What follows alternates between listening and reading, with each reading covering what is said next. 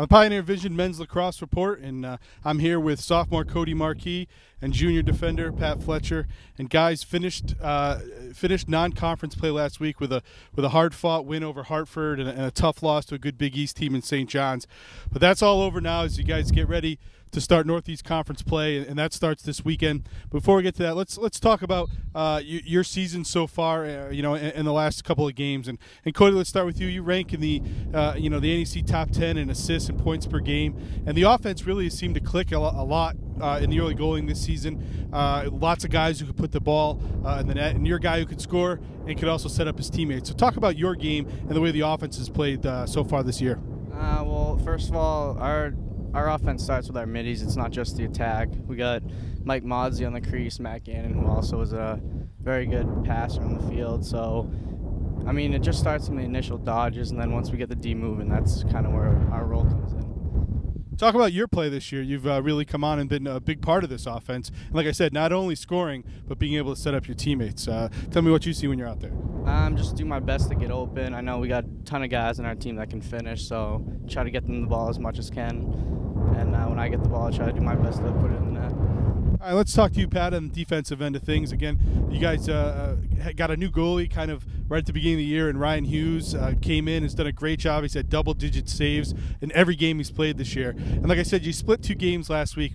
2 games that were pretty physical, tough games. The Hartford was a win. St. John's, you guys were leading in half, but came up short in the end. Talk about the defensive effort this year, playing in front of a guy like Ryan Hughes, and what you guys have been able to accomplish.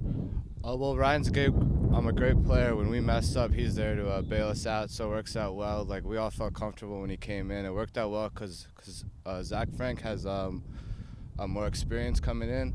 So then when Ryan came in, we had a couple games under our belt to kind of build him up, and now he's the vocal point back there. Does that change the way you guys have to or can play defensively when you have a guy that can kind of bail you out? Yeah, because we can take more risks.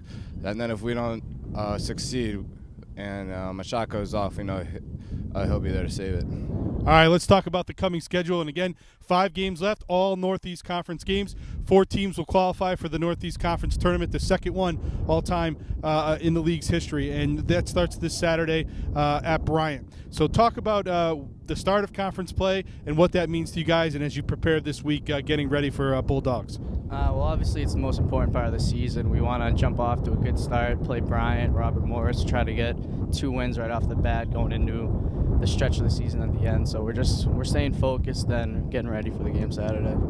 And Pat, you're a junior, so you've kind of seen the teams in the league now for 3 years, even though last year was technically the first year of the conference.